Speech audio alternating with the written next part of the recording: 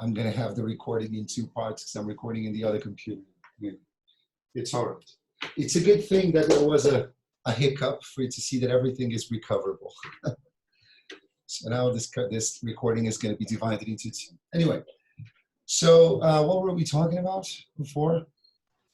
The Reforço classes, the study hall classes. Right, yes. So I was asking you, I remember now, I asked you if you use, if it's just one teacher for all the students, yeah? So yes. I think the only way I see this working, to be honest, Fernanda, is students are gonna have to all come to the room, yeah, at the time of the study hall, and then you open for questions, they'll ask questions, everybody's gonna be able to hear the answers, everybody's going to be participating at the same time. I don't see a way out of that. Or instead of doing it from 2 to 3 p.m., you schedule 10-minute bits, and then each student comes to the room for 10 minutes. Yeah, I think that would be another possibility that might work. Okay. See what I mean? So you say, guys, all right, yeah. So you have to be here at 3:10 because there's somebody else at 3:20. And then they would come to the room. So it's possible. Perhaps it's not going to be as easy to manage as it would be in the class, but it's possible. Let's do it. Okay, got it. Thank you. So I'm here repeating myself because I'm opening the PowerPoint presentation here in this computer, so it's taking a while. So I am enchendo linguiça in the meantime. Tell me something, do you use Kahoot? Does everybody here use Kahoot? I have used it. Does anybody here have no idea what Yes. Kahoot is? It's very nice. Right, we're going to use Kahoot, yes? And then after Kahoot, I'm going to show you how to create a Google Classroom and a few other things. So I'm going to go back to the slides again. I'm going to start sharing my slides with you. So you see, that's why I didn't want to use this computer. I don't know what's happening in this computer. It's quite slow. It's bothering me a little bit, but it's all right. Can everybody see my PowerPoints again? Yes? Yes. Yes. Okay. Okay. So what is Kahoot? Kahoot basically is a platform, a website that allows you to create and play online games with your students. So several teachers use Kahoot actually in the classroom, yeah, to perhaps get students to use their phones and do something different in the class. But we're going to use Kahoot online, obviously, which is perhaps what it was meant to be. So to create Kahoot and to use it in class, you need to go to kahoot.com. But as a student, here's where you go. So I'd like everybody to take their phones. So you're going to need your phones or a tablet or another computer, whatever. Go to kahoot.it. Okay? Kahoot.it, everybody.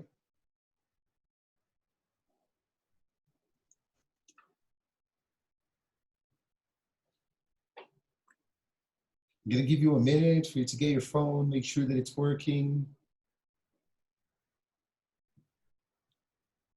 So when you go to kahoot.it,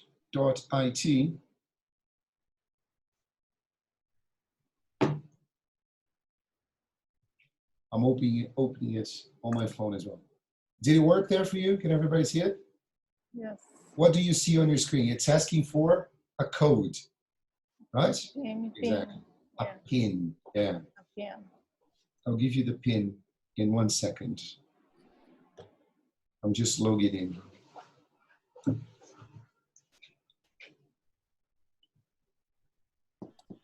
So I was thinking of what I could do with you that would be fun for a group of teachers. I thought of doing something related to teaching online, but then I thought better of it. I thought there's something that can be more fun. And then what I ended up deciding to do is language development for teachers. So the activity we are going to do, the game we're going to play is with language for teachers. All right. So I'm going to share my screen with you.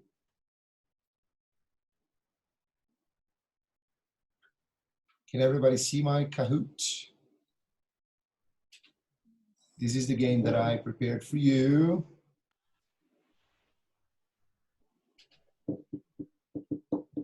Okay, play. So, of course, I came here before, I created this game and everything. So you go to kahoot.com to create games. Everything is very user-friendly. It's very easy to use. And the one that we're going to do is a quiz. So you have two different ways of playing. We could play in teams. Higor. Or not. Yes. What's the code? Hang on. Code is coming. Okay. Right. You're going to see the code on the screen. Yeah, you're going to see the code on the screen here. So make sure you're looking at what I'm showing you. We're going to play the classic game where everybody represents themselves. I see a problem with this, by the way, just so you know. Hate the song. This is the code. Type in the code there. After you've typed in the code, it's going to ask you to create a name for yourself or for your team. So join in. I want to see everybody's names here on the screen. Very good. So we have Fá, Caíto, Vanius, Bruno, Chris, Iceland. Mine is still showing. Sorry, it seems to take a few extra seconds to load. Just Don't hang worry. in there. We'll wait, no problem. We'll wait for everybody to be here. In the meantime, I'm going to babble. So I see a problem with playing this game the way we're going to play it here. It sort of puts you on the spot. I prefer to play this game in groups. Yeah? It's better to play in groups, to make it collaborative. Or, I didn't tell you that, but I could have asked you to create aliases, nicknames. Maybe that would have been more fun. But anyway, too late. That ship has sailed. Now you're representing yourselves. But it does put people on the spot a little bit because we're going to have winners, we're going to have losers and everything, but we're not going to care about that. Yeah? We're not going to bully anyone or make fun of the coleguinhas. Is everybody here? Everybody on? Yes? Yes? I think in a big group, it's better to ask the question in the negative. Is anybody having problems? Is anybody not here yet? I'm not. I'm still waiting. Not working. Who said that? Me, Bruna Kel. Bruna, start again then. Close the browser. Do it all over again. Go to kahoot.it again. Type the code again, please. It didn't give me the space to put the code. It's just like loading it. I'm gonna show you. So leave and come back because probably didn't work. Something with the connection, whatever. And I imagine that all over the world, people must be using Kahoot a lot at the moment because all of a sudden everyone's teaching online. It has to be the IT because there is .com. I don't know if Kahoot.com works for the student, maybe, but Kahoot.com is the one the teacher uses, is the one that I'm using. It doesn't work. It doesn't, right? No, it doesn't. No. Yeah. Let me try again. But it's okay. You guys can go ahead. I'll be watching because it's not entering. Really, but it would be fun if you could see how it works. But all right, I'm sorry about that. Hold on. I To think talk it's gonna about work. still. Oh, hold on. I think right. it. Mine is frozen too. I don't know why.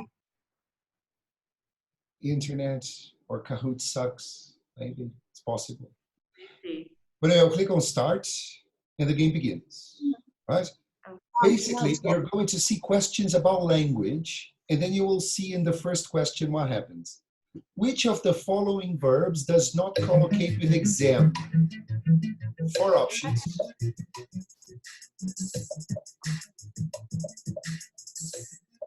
So basically, you have to tap on your screen the corresponding color to the question you want to choose. You have 1 second. Time's up. So we have 12 correct answers. I missed. Me too. I missed. Missed, you mean you couldn't answer or you got it wrong? Yeah, and now I was trying to see here in the times. The time was up. Yeah. Sorry. It gets easier in the next round. So make, yeah, that's the verb that does not collocate with exam. Yeah? So make. Don't make an exam. Or you do if you're a teacher, in the meaning prepare it. Yeah, but prepare would be more common. So do, take, and sit in exam.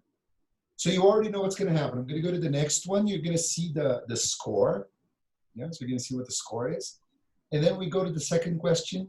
You have the question, 4 possible answers. On your screen, you choose the color that corresponds to the answer you chose. So let's see. Good job, Daya, you're winning. Yay. Wonderful. Second question.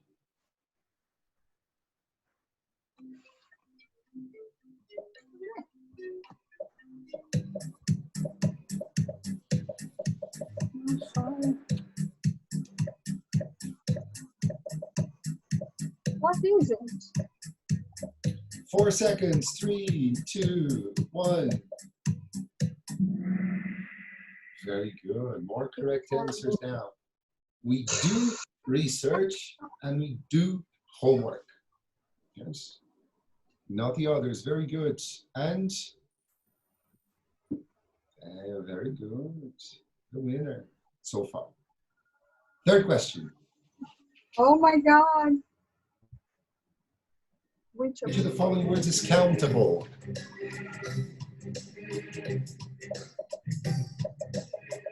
No! Can you change your answer? Once you It's happened a second with me. 30 answers. Can you change your answer once you click? Sorry, was somebody asking something? What? Sorry? Can you, like, if you want to change your answer, can you do it once you No. click? No. Oh, It's, okay. it does not give you a second chance. It's terrible like that. None of them. All these words are uncountable. Homework, slang, feedback. They have no plural. None of them. Let's see. Who is that? I'm not going to say that name. Well, good job. You're doing very well. You're winning. I'm totally lost. Who said that? We're going to find you. We're going to help you. What, that me? That I'm Yes. lost? Yes. Yes, it's me, Elena. I just realized how I should play just in the third round, you know. Yeah. There's actually, the thing is, I'm trying to save time. Maybe I shouldn't. But there's a way of No, don't playing worry, don't worry. first. I There's a way of just playing realized first. how it works. How it works, yeah. There's a way of playing this in preview mode, where you can actually model to students and show them what they have to do before the game actually begins. Yeah? I didn't do that, so I went for the hardest possible way of doing it straight away. One more So question. Igor, No worries. sorry, I'll Sorry, ask you later. wait, hang on. Yeah. Which of the following is not an idiom?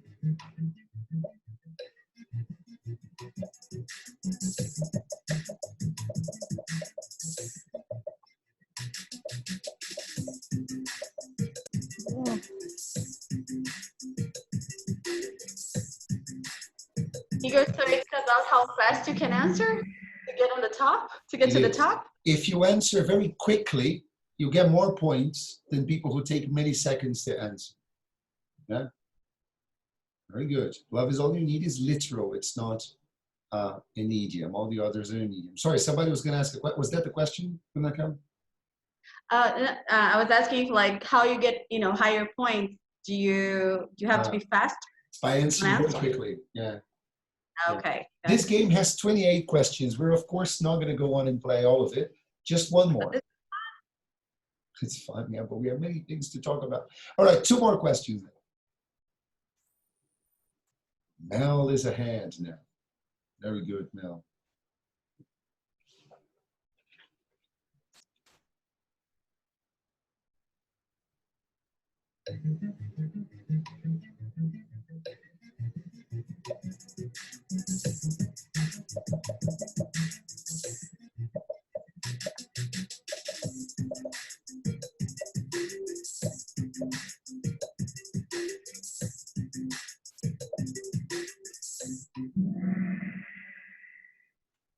Yeah, so this is one of those crazy words where you don't really have a leaf form for fast. Yeah, so fast is both an adverb and an adjective. In the first sentence, it changes fast, it's an adverb. The second one, me, it's an adjective. Very good. Let's see if things have changed. Mel is way ahead now. So I've just decided that I'm cheering for Mel. Something like that. I cheer for the winner. Yeah. One more, and that's it. You have one more chance to beat Mel. That's it.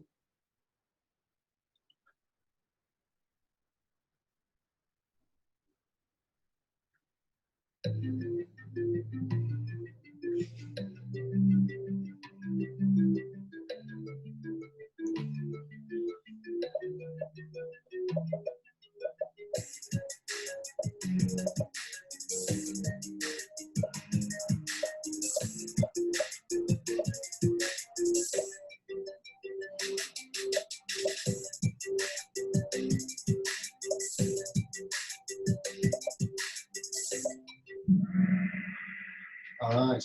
So this is about word formation, a very interesting area of vocabulary to study. So you see, second-hand, compounding. Yeah? It's a compound adjective. Fridge is clipping. So it means I get refrigerator and I clip it to just fridge. Like, for example, another example is flu rather than influenza. Now, that's should be talking about flus right now. But webinar is blending. So I get the word web and the word seminar. I blend them together and they become one. And a fixation, well, it's the most common way there is of forming words in English, adding prefixes and suffixes to the words. So in this particular case, the suffixes, actually, from origin, we make the adjective original and then the adverb originally. Fun, isn't it? A lot, so let's continue. No, we're not going to continue because we have more things to talk about. I forgot to show you who the winner is. Let's see. Mel is the winner. Good job, winner. Very good. I was obviously cheering for Mel all since the beginning. Good job. Excellent. So the good thing about Kahoot is that, or many good things about Kahoot actually, but very user-friendly, very easy to create activities, very easy to share it with the learners. You don't only have quizzes that you can create different types of activities as well. Let me show you. Let me share again, but now from the perspective of the teacher. So I clicked on create. Then you have all these different types of activities that you can create. So a new Kahoot. You can drop images. Yeah. So here specifically, it's a quiz. So I create the question I want. Yeah. A question: who is the best soccer player in history? The correct answer will be the first one, Rogério Ceni, obviously. Yeah. And then it doesn't matter. Doesn't matter. So Rogério Ceni, nobody compares. And then you can include a picture here, maybe of soccer, something to represent soccer, whatever. You can add answer 4, add more answers if you want to. Yeah. But it's really very easy to create your activities. It's just a matter really of having a little bit of free time. And then the game always works the same way. You need to be sharing your screen with the students. They get the code and you can do it in groups, you can do it individually. We can control the time. Yes, Eduardo asked the question. We can decide how much time students will have to answer each of the questions. It's possible. Yeah? I didn't for this one. This is the default one. This is, if you don't change it, this is how long people are going to have to answer the questions. But you can. Yeah? But I think it's all about grading it appropriately, right? It all depends on the level. And so this was hard activity because I wanted it to be fun for you, get you to think, and so on. All right, so Kahoot is one way of bringing games to class that I'm very, very fond of. If you have any Kahoot activities that you want to share with us, feel free to do it. I'm going to, after the session, I'm going to share with you the slides, yeah, if you want to. So I'm going to put them in a Google Drive, and I'm going to send by email, just like I sent you the link. I'm going to send you by email a link to a Google Drive. And then if you have anything that you would like to share with the group, all you need to do is put it in that same folder and everybody will have access to it. Yeah, ideas, activities you've created. So basically help one another with things that they can do in these online times. Igor, can I ask you a question? Yes. Carol here. And how about these Kahoots? Would you mind sharing it with us? This one No, that you're absolutely playing? not. I will. Yes, of course. But that I can do Thank you right very now. much. I'm going to open my Kahoot again. And then I will share a link to it with you. This That is particular activity. It has lovely. 28 Thank you. questions. And we only did the beginning, but you have vocabulary, grammar, and phonology questions. So you have quite a lot there too. Thank you. Awesome. So of course, no problem. Eduardo, did you have another question? I see you raised your hand here. Yes. So regarding course contents and materials we should use, do you have any didactic material that you would recommend us to use, or it's up to us to find our favorites? Do you mean like a course book? Yes. What I would recommend is that you always use a course book. Yeah, I think having a course book is extremely useful, gives your course a north, gives you some activities that you have ready-made for you to use in the class so that you don't have to come up with everything. But I don't feel comfortable suggesting books, because it's going to sound like especially I'm going to put this on YouTube afterwards. It's going to sound like I'm marketing books. So I'm not going to do that. But any course book you like, any course book that you enjoy using in class is going to work online as well. And the most modern course books, some of them even have online materials, really, materials that are created for interactive whiteboards and so on, that you can use in your computer and share with students during online classes. But most, if not all, of the modern course books are going to have this online companion. Okay? So whatever course book you like will work online. Okay?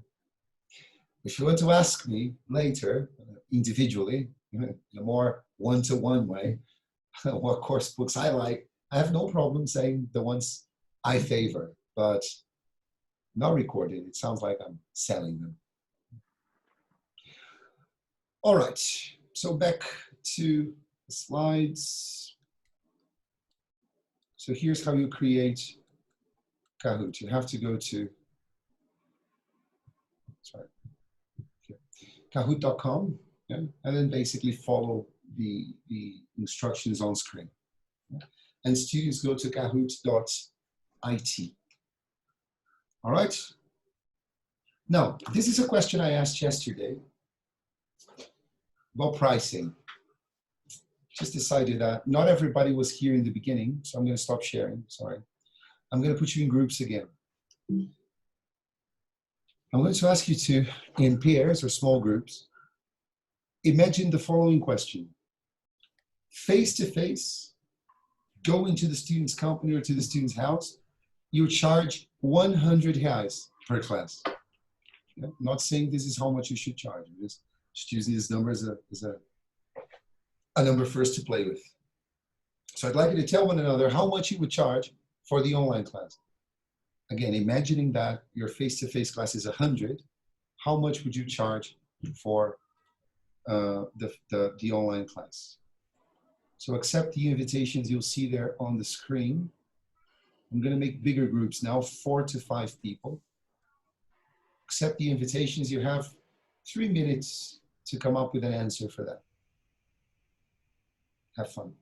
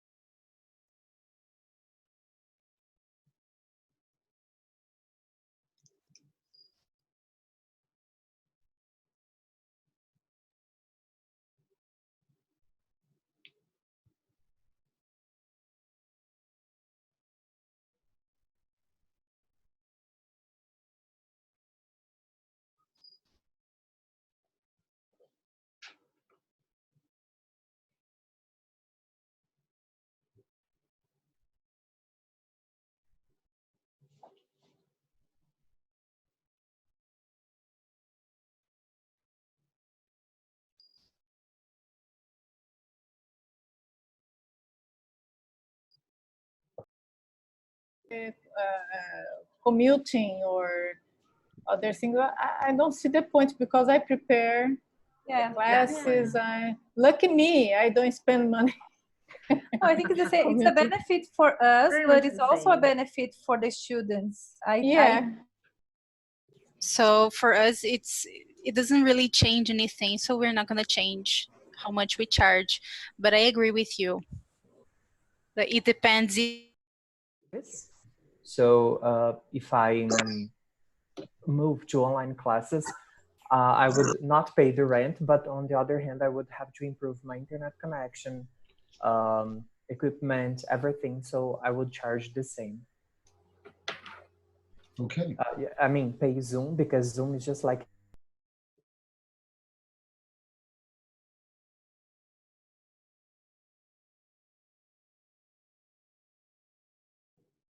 All right, I'm sorry if,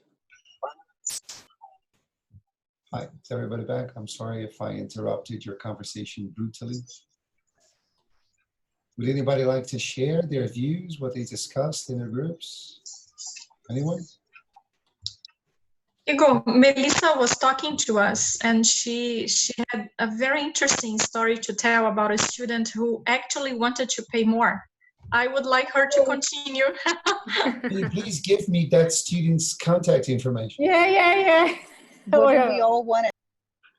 Melissa, tell us about the student. Please.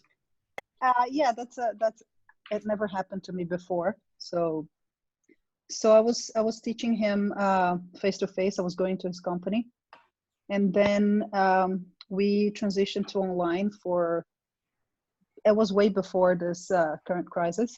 So for whatever reason, and he felt that I was working way more since we transitioned to the online support. So he wanted to pay more. So I sent him my invoice, and he came back to me and said, "I'm sorry, I cannot pay this because you worked a lot more. So come back to me with a different price and I'll pay you." So yeah, that was awesome. Sim. Wow. Oh. This has happened to me. Yeah, never. No, I don't think it's gonna ever happen again. And unfortunately, it was a test prep student, so he took the test, he passed. That was it. He's done. All right. Okay, well, that's a very interesting story. And I think that's very, yeah. Go on. I have a question about, do you usually charge like monthly fees or per class? Right. I would like to hear from you. So I'm going to write that down here as well. So I'm going to talk about that in a minute. Yeah. So class or monthly. I'll go back to that in a second. Okay. It's a good question. Yeah. So people, 100 reais, 95 reais, 50 reais. What do you think? Who would like to answer that and justify it? Oh, everybody, great. But don't fight. Yeah. You're right. Because you should charge the same price face to face, no difference. Right. Good. I'm glad. Does anybody disagree? You? What?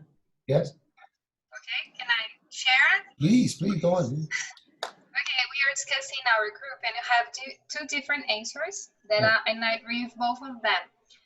One of the teachers said that she had the classes in her own places, so she wouldn't change the value of the class, would be 100.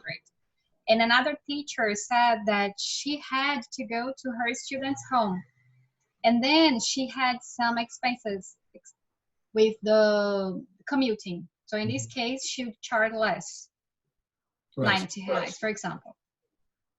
What do you think? 90 reais. Does it sound fair? Maybe.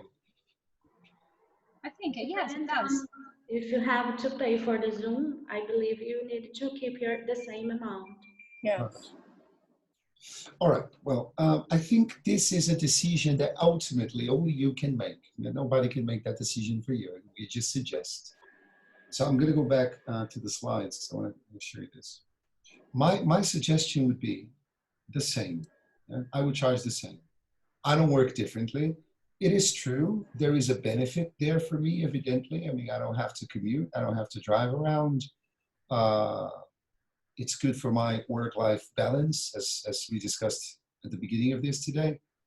But definitely, if I charged 100 reais for 1 hour face-to-face class, at the very least 90 reais. Taking into consideration what you were saying, commuting, but at the very least, I think it should be the same.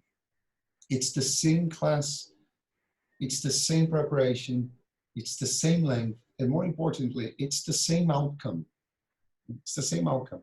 What's going to happen in class is exactly what would happen if we were all in the same room.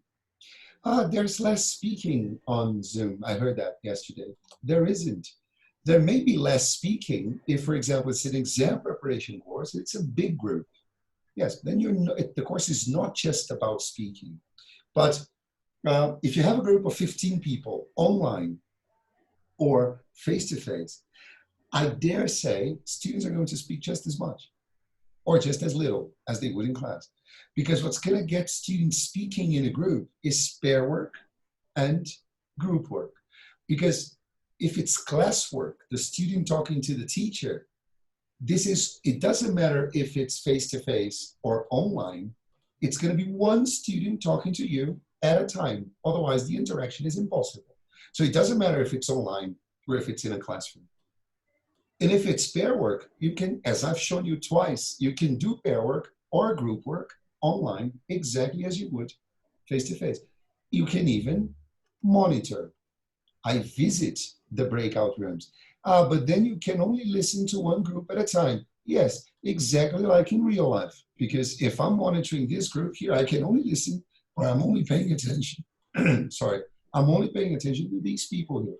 Then I'll go to another group and pay attention to that group.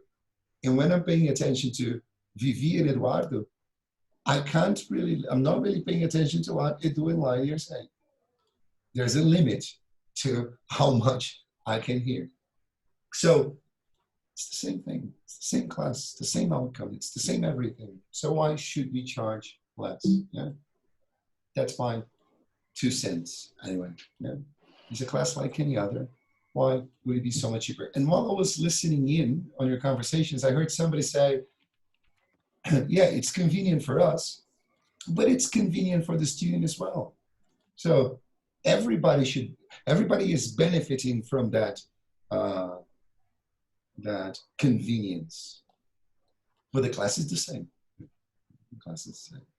Now, if you think that you should deduct perhaps the hour of commuting, the gas you're not going to spend, the life you're not going to waste, right, a 10% discount. But I think more than that, I firmly believe this. You're hurting you and you're hurting all of us. Yeah? Because when there is a teacher charging 30 reais an hour, 15 reais an hour, you are not just hurting your budget. You're hurting everybody. Everybody. So don't do that. Don't do that to yourself. All right. The last thing we're going to do is I'm going to give you some final tips, then I'm going to show you the Google Classroom, and then I'm going to open for questions if you have any other questions. But since you were asking questions during the session, I think it's okay if we don't have much time in the end to do that. But anyway, I'm not in a hurry. We're set to finish at 5:15. If we need to go on for a little bit longer, it's not like we have anywhere else to be. Sorry, I'm not going to make that joke anymore.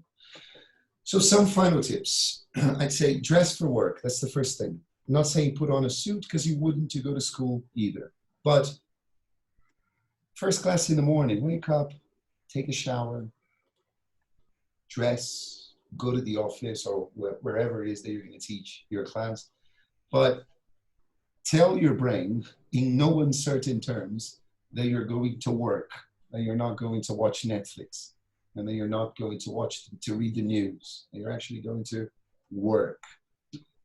And this is important, I think, for 2 reasons at least. Because you want to be productive, but also because you don't want to work all the time. Because one peril, one danger of working from home is that all of a sudden you just work. So what could be great work-life balance becomes basically you working absolutely all the time. So one suggestion would be write down what you're going to do on that day. Have clear in your mind the classes you're going to teach. Is there anything I need to correct? What do I need to prepare? How much time is it going to take? Right. Have that written down, tick it off. Then from 2 to 4 p.m., I'm going to leave the office. I'm going to go watch Netflix, play with my daughter. I'm going to lock the door to the office and I'm not going to come in here. Otherwise, you're going to stay there in the office or wherever it is that you work all day, all day. Oh, I had an idea. Oh, I had an idea. And then you're working from home, but losing out on all the opportunities you could have because you're working from home. Then, I said this in the beginning, this is extremely important. I have a 4-year-old daughter, as I said before. What I didn't say is that she's the cutest girl in the world. Yes, just believe me, she is. But she's also very, very loud. You know, she's 4. But you didn't hear her today. Right? And she's there, she's playing. There are 2 doors separating where I am from where she is. So that do you remember that CNN, I think it was CNN or BBC, talking head, pundit, he was talking about the situation in, where was it? South Korea or something. And he was at home looking very serious, wearing a suit. And then his 2 kids just barged into the room, dancing, yes, and there's the cutest little thing. But it's cute when it happens once. It is. Your student's going to love seeing your child. But if it happens every class, and your child sits on your lap and sings and gets in the way of the class, it very quickly is not cute anymore. So everybody is And doing. pets. And Sorry? pets, Igor. It can happen with pets too. Absolutely. If you have cats, and it happens. Totally. But I think some pets are really quiet. It's not a problem. But some pets bark really loudly and walk in front of the screen, type stuff in the keyboard. And so I think we need to keep from that. Yeah? That's important. Many people talking in the chat. You're talking about the guy, right? Yeah, that was really funny. That was hilarious. And then people started accusing that guy, saying that he was rude to his kids. I don't think he was. I think he was great. He dealt with it the only way he could.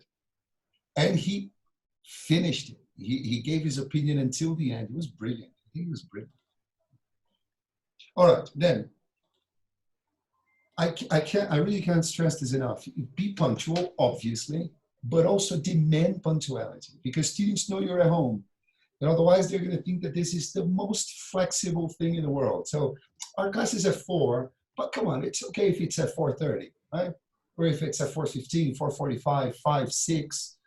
So being flexible, of course, is important, but absolute flexibility, unless this is the deal you have with the student, can be a very serious problem because you're never going to be able to plan yourselves anymore if your students think they can just have the class at any time they want. Create your own materials and have fun. This can be really, really, really fun. Yeah, I think. Sorry, more things in the chat. Still talking about the guy. Every time I mention the guy, people talk about him all the time.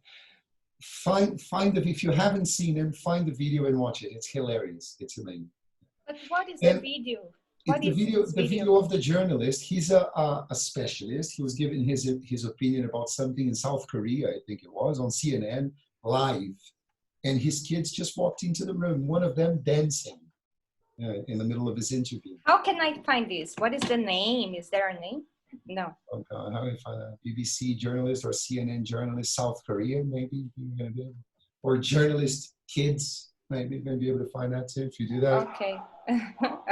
It's amazing. I think somebody's already shared it here because that's what happens online. It's the great thing, the online class. You're talking about something and people immediately share it. Is that what happened? I knew it. Yes, there you go. Somebody's already found it and it's there. It's been shared already. All right, people. So now, who uses the Google Classroom here? Some people do. Right, wonderful. I'm going to show you what Google Classroom is and how it works. Hang on.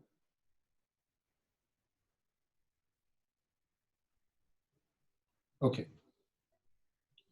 So I'm going to share my screen with you again.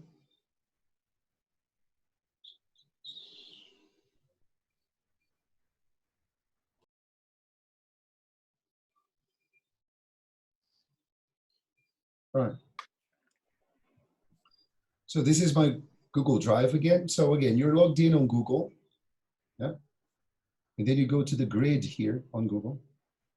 And one of the options you're going to see is Classroom. Click on Classroom. I already have a few classrooms, so they're going to appear here. Yeah. So first I'm going to show you one, and then I'm going to show you how to create it. Yeah. So let's use, this is the course of this, of which this is a part, TTC. You can customize this. You can customize most things. So you have the stream. In the stream, students can see everything that has been posted, yeah, in order.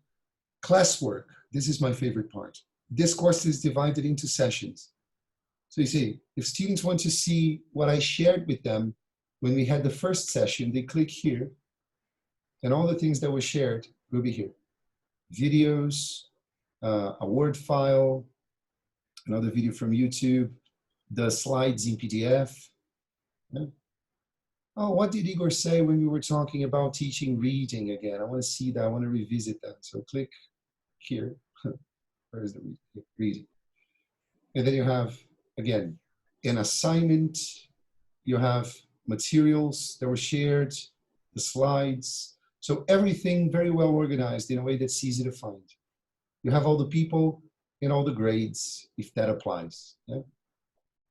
All right.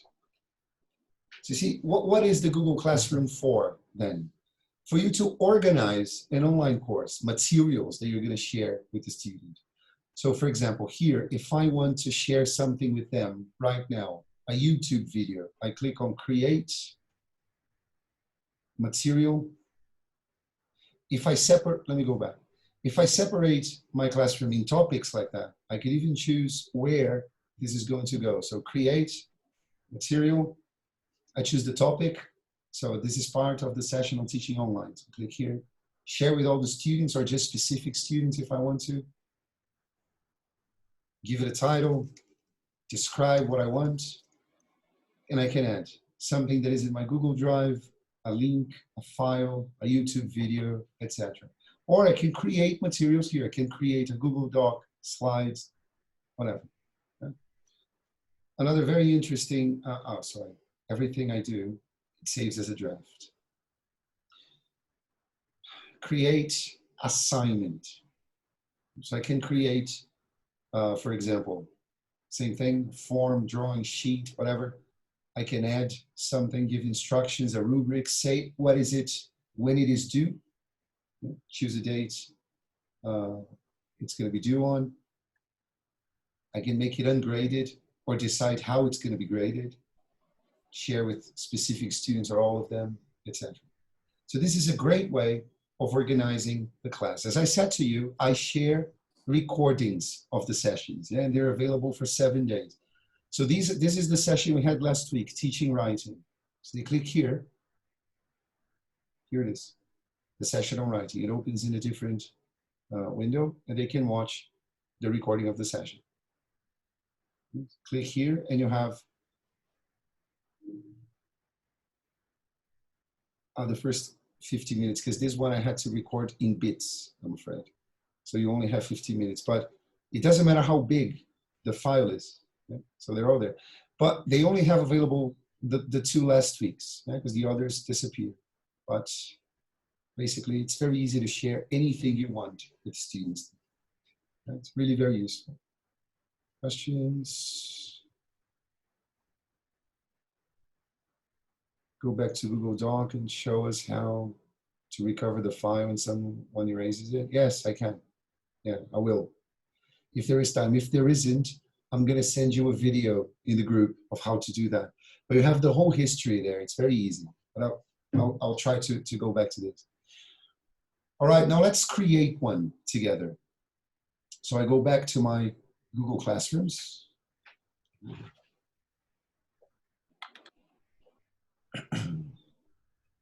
And then I click on this plus sign here, at the top right-hand corner.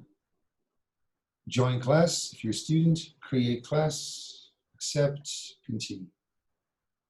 Give the class a name.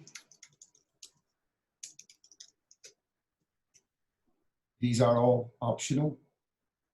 Create.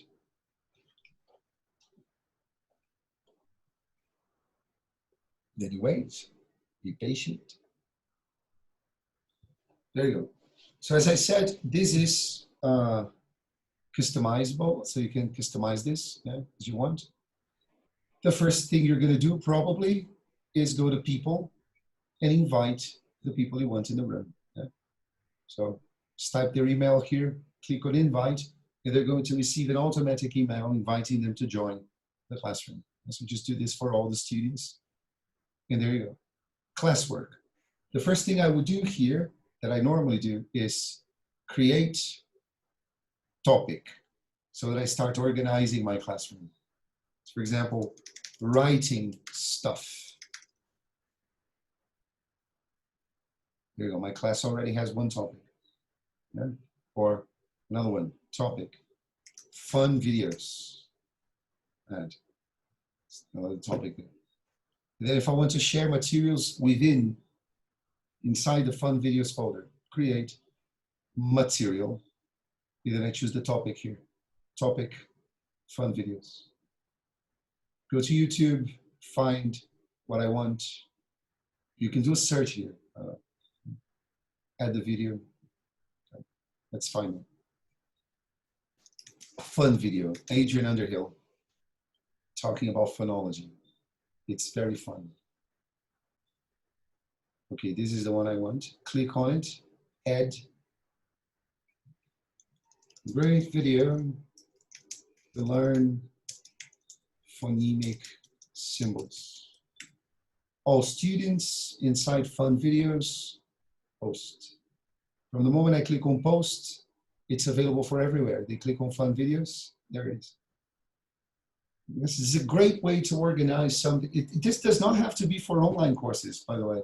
It can just be where you share materials with your students, but for a face-to-face group as well. But for an online class, I'm going to tell you this is helping me infinitely. This is helping me very much. Let me show you another class with a lot of materials. CPE, for example. And students can share as well. See, today I mentioned in class a great video for third conditional practice. The student found it, shared it here with everyone. So now it's there for everyone to see. A student shared it with the group. But the classwork, which is where everything happens, I divide the CPE and most of my courses in weeks. So everything that happened in week one, the things I wanted to share with them regarding week one, something from a magazine, an assignment, the link to our board, the slides I used in class, everything organized by week. Also material specific things for writing, there's a diagnostic writing. And the interesting thing is the students turn it in here. So I can correct it here. Let me show you one. I'm going to stop the recording for a little while, okay? If you're watching a recording of this, I'm sorry. But this is sensitive information. Not really that it's sensitive, but you're going to see people's... Again. Okay, yes, thank you. I just started.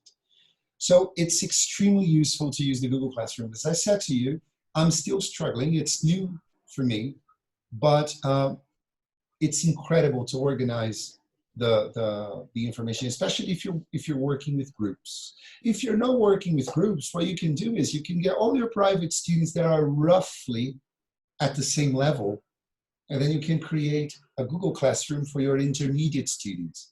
And then whenever you go there and share something, everybody can see it. Everybody can see, all the students can see. Can I ask a question? Do it just once, of course. When we assign like a writing, for example, do they always have to make a copy and then send us? All right, there is a way of doing that. I mean, if you can tell them, people, please don't edit the original document, make a copy for yourself. But what I learned is, if instead of creating just a task, if you create an assignment, so instead of just choosing material, you choose assignment. As an assignment, you can choose an option, create one copy for each student. So then the copy that they open is just theirs. They can edit it to their heart's content. That's not going to affect the original file. Perfect, thank you. So that is very helpful. Well, look, honestly, this kind of thing, look, there are tutorials, right? If you have the patience, you just go to YouTube, you're going to find tutorials that are going to teach you how to do anything.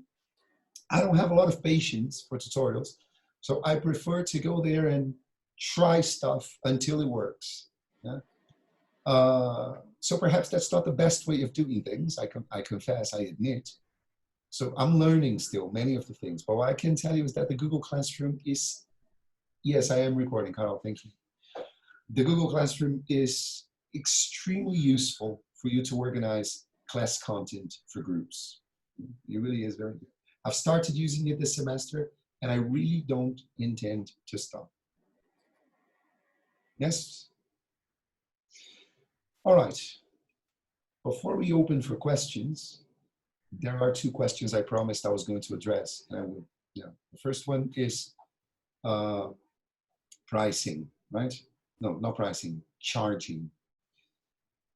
I don't have any students anymore, because I did in the beginning, but I don't have any students nowadays, I haven't had in a while, who pay me for the lessons they had in a month. Yeah, so if we have 3 lessons, they pay for the 3 lessons. If we have 1 lesson because they canceled all the others, they pay me for 1 lesson. No, I always work with hour packages. So for example, 40 hours. So the students are going to pay for 40 hours of class in 6 installments, 6 payments. So that means that they have 6 months to do 40 classes, and they're going to pay exactly the same amount every month. Yeah. So what does that guarantee? Guarantees that I'm going to, I can have an idea of how much I'm going to make in the month. It's not going to be surprise, surprise, and usually a terrible surprise. Students start canceling classes, and you think it's going to be 100. It ends up being 65, you know, of what you had. If you're lucky, because it can be considerably less, actually. So, and also, you make it very clear to the students. You have 6 months. So if you cancel, my deal with the students is 2 lessons per month, unless it's because of something health related. If it's health related, there's no limit. We'll make up for all the lessons, of course. But, oh, I'm busy. Oh, I'm tired. All right, it's twice a month. The 3rd, we're not going to replace. The 4th, we're not going to replace. Up to 2 lessons a month, we'll make up for those lessons. But you have 6 months to do the 40 lessons. 40, 60, 30, if it's 1 hour and a half a week, 20, if it's 20 weeks, whatever. But that thing, that amount, that number of classes that you agreed with them at the beginning, paid in installments. Yeah. So I think this is the best way there is. Written contract, I would recommend you go to, there is a page on the internet, a page on YouTube, de prof para prof. Is that by Vinicius Diamantino? So Vinicius is great. He's great with that stuff, contracts and everything. An email where everything is agreed upon and that the student replies to you saying, okay, I agree with this. This is legally binding.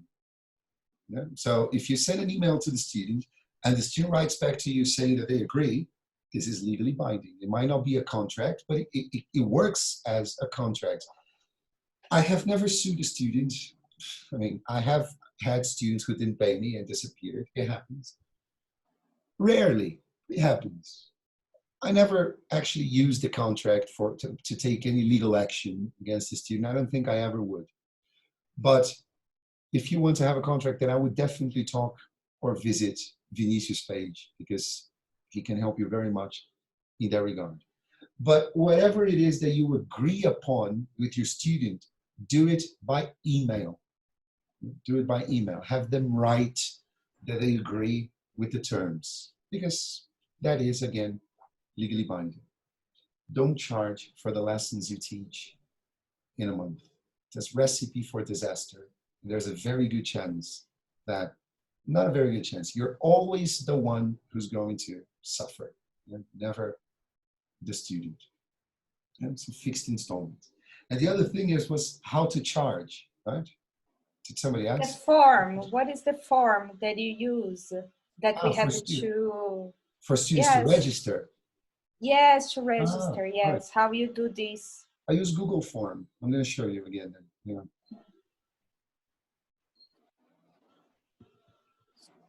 I'm going to share my screen with you again.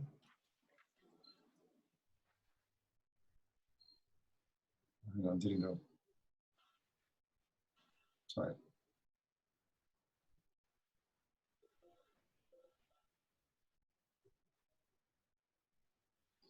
So again, there I am in my Google Drive. Can you see the Google Drive, everybody? Yes. What are you laughing at? Did I do something funny? No. There's conversation going on here.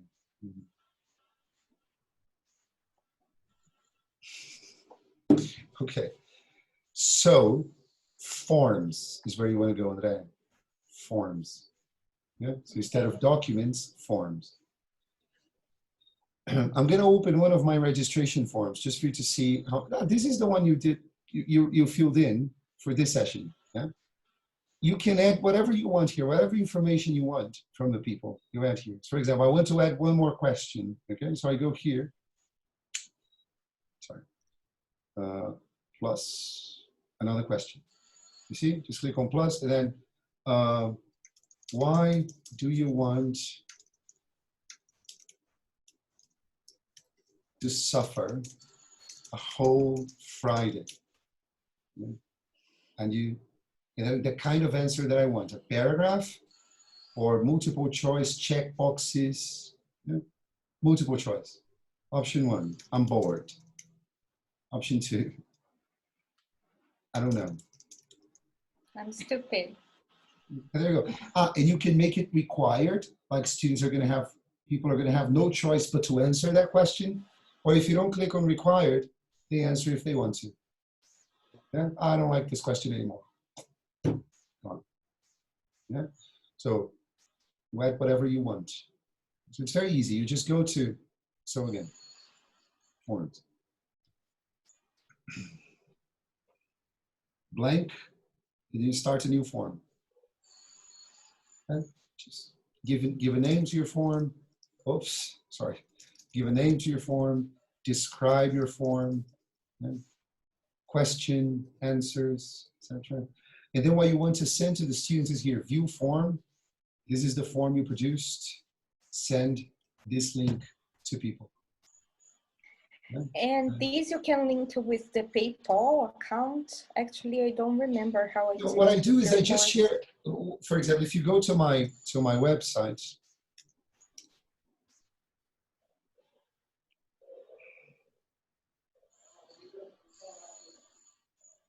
Jesus, this is so slow. All right. To take information of a course that's not happening anymore. I want this to look like. It's so all the information of the course here, blah, blah, blah. And then I include a link here to the form. Yeah? And then if students click on the link, it takes them to,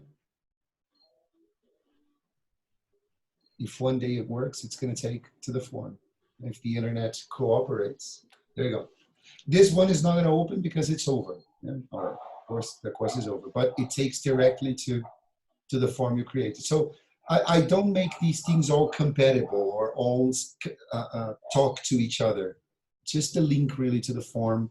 And then as soon as somebody fills in that form, I receive an email. Somebody filled in your form. Get an email, contact the student. But I use Google for pretty much anything, everything. For the board. I also use it to keep track of the classes. So my register, where I write what I did in the class, who was present in class, everything is done in a Google Sheet, which is just like Excel, yeah, for that matter. So it's good because, again, I have it, whichever computer I'm using, or I just log into Google with my password and I have access to all the things. All right, was there anything else? I forgot. Hey, Bruno, thank you. Bruno said he must leave. See you, Bruno. Have a nice class. Take care, man. So you have about 15 minutes left. So if there's anything else you want to ask, this is your chance. If there isn't, you can go watch that. About Yes, Bruno. Zoom. I have a question about Zoom. Once I send the student the link for he or she to join, and I finish the class, and then I have another class because it's a, you know it's a twice a week student. Does he use the same link? How do I go back to that link? How do I start that link? You can create one room for each of your students. And then that becomes permanent as well. It's always going to be the same link for that particular student. So I have one for my Monday group, one for my Tuesday group, one for my Tuesday group. And then at the time of the class, we all go to the same room. And the link is permanent. So that first link you send to the student, is the link that they're always going to use. So when I go to do a new meeting, I look for that link. Yes. Instead of when I click and give on the. You're all going to be there. If you go to your Zoom, if you open your Zoom there, you can open it. Even though you are in a call, you can open it. Okay. And then if you click on meetings at the top, you'll have a list of all the meetings of which you are part, either as a participant or meetings that you have created. So for example, I see here in mine, CAE, CPE, GIS classes. Then when it's time for GIS class, I just click on her name, start, and I go to her room, wait for her to show up. So it's like a physical room, really, only it's virtual. It becomes fixed for all the students. And you create a new one in meetings. Meeting, and then you click on create meeting. And then that one becomes the one you're going to use with that student or that group forever. When you don't have the student or the group anymore, you can just delete the room. And it disappears. Does it work for free as well, for the free version? Ah, yes, certainly. Certainly does. See you, Wesley. Have a good weekend. Take care. All right, people. Any other questions? Eduardo, you raised your hand. Yes. Do you charge the same for CAE, CPE, exam preparation lessons? The same you charge for regular English teaching lessons? Again, I think this is a matter of personal choice, but I would. The thing is, my exams preparation is usually, they're usually groups, and so it's different. There's a fixed price and depends on how many students you're going to have. But a private student, I would charge the same regardless of what the student wants. The only difference is teachers. I charge less from teachers. Right. Yeah. But any other student, it doesn't really matter what the student wants. It's going to be the same thing. It's a standard proposal I have that I just email to the student when they get in touch with me. Thank you, Marisa. Anyone else? Igor, how do you send invitation to your students? You have one link to, and then you send them to on WhatsApp? The Zoom one. The Zoom one, yes. Zoom, like I sent to you today by email. So I create the room, I copy the link, and then I send And how do you create the room? I think that's my question, actually. How do you create the room? I'm going to show it to you in the weirdest possible way by showing you on the screen of the other computer. It's not going to be perfect, but hopefully it's going to work. So.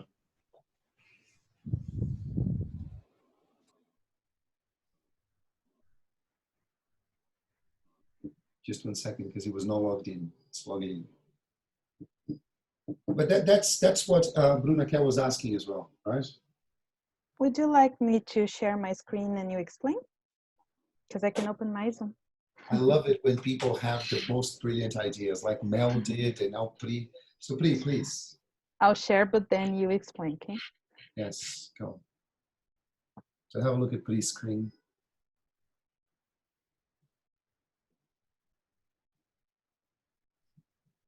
Can you see it?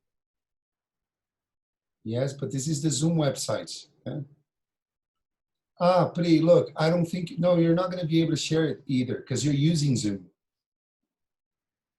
Really? That's the thing. If you're using Zoom, you cannot show people what you're doing using Zoom.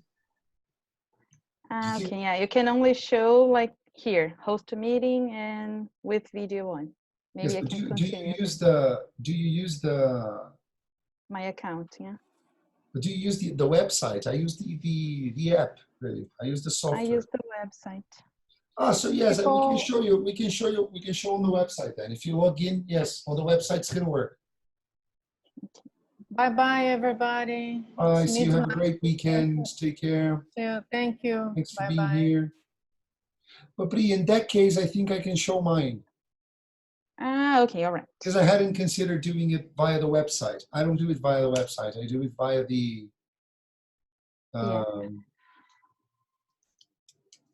app actually. Yeah. So I'm going to show you. Let me share my screen with you.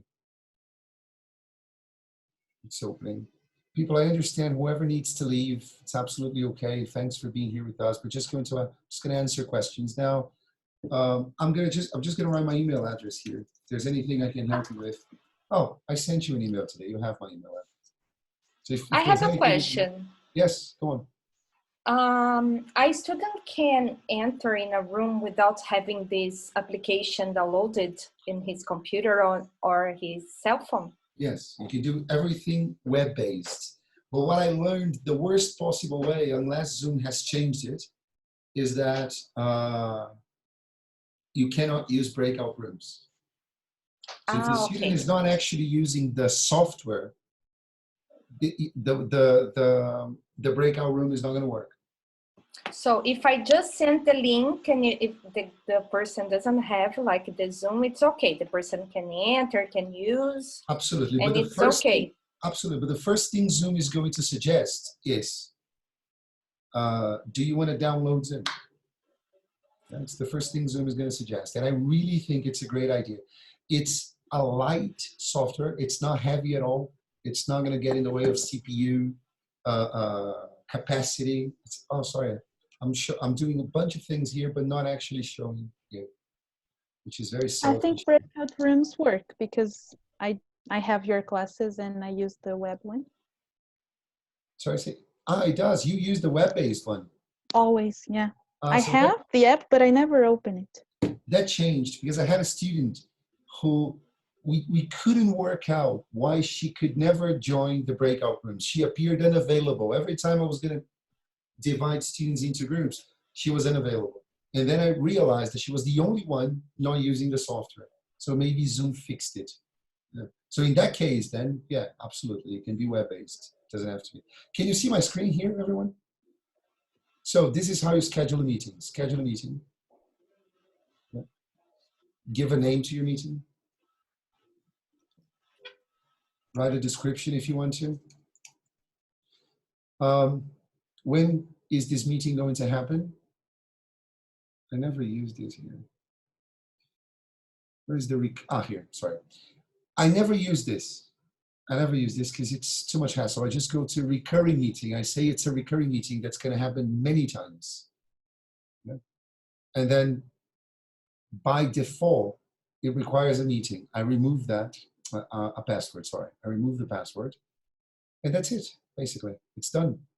Save, created the meeting. The meeting already exists. And this is the link. So I share this link with the student. Copy this link. Here's my class, the class called Model. It's going to appear in my meetings always. So meetings. All my meetings here. Where's the model? Second page.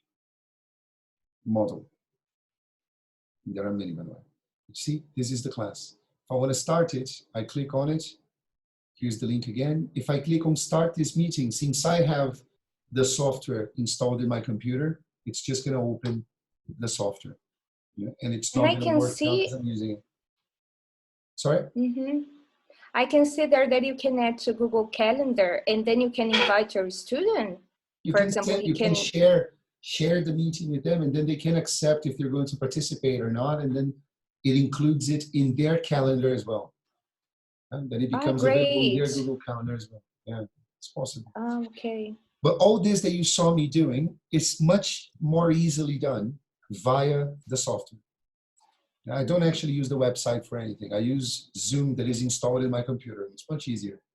But it's basically the same idea. You create the meeting, give it a name, make it recurring, remove the password unless you want students to have a password. You can create a password for the meeting, by the way, that only people who know the password can enter. Yeah? Only the people who can do it. Sorry, that was ridiculous. Or you just remove I removed the password because I would never remember all the passwords. So there's no, and students, oh, what is the password? I forgot. And you say, yes, me too. So you're never going to enter again. Let's create another one. It's best to, only the student has the link anyway. There's no reason to create passwords for all of them. I have another question, Please, Higor. What are the most common problems on online sessions? Good question. Internet is the most common problem. Students have crappy internet. So what I do is, when I first interview a student for class, it's always going to be online. It's always going to be using Zoom. And I tell students, please do the interview, do this first contact from the place where you'll be having the classes. Because then it's an opportunity for me to see what their English is like, but it's also an opportunity for me to see what their internet is like. And again, my course information, I always say, you need to have at least 10 megabits per second of internet. Don't use your phone, don't use 3G, because this has to be very clear. This is faulty internet makes the whole thing impossible, makes the whole thing a headache. Yeah, what? Can you hear me? What if we don't have really that first interview option because we're switching all the classes next week to online, and all the students have to switch to online? Yeah, what can I do? I really can't think of a solution for that. I mean, you have to tell students, people, look, we're transitioning to online classes. It's very important that you have at least 10 megabits per second.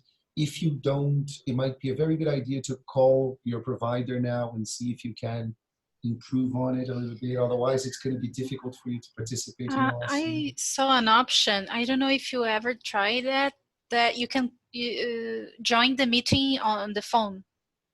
It's possible, yeah.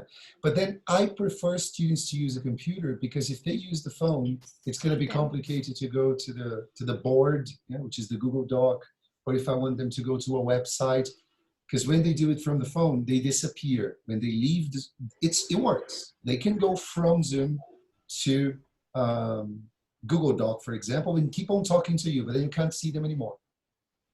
Can't see them anymore. So I always tell them to, whenever possible, as much as possible, as often as possible, to use a computer, rather than a mobile device. Any other possible problems? I think the biggest one is that one, really, because provided students have good internet, and you do too, the rest is magic, really. It's just the other problems is the student might find the whole thing very weird in the first class, in the second class, but very quickly they get used to it, and it becomes just a class. It's not an online class, it's a class that works exactly as it would if you were face-to-face. I have another question. Almost never happen. Yes, Monica. I see that some teachers, they can play with the background on Zoom, like change the background. Where do you go for that option? I honestly think this is really childish, and you should never, ever do that.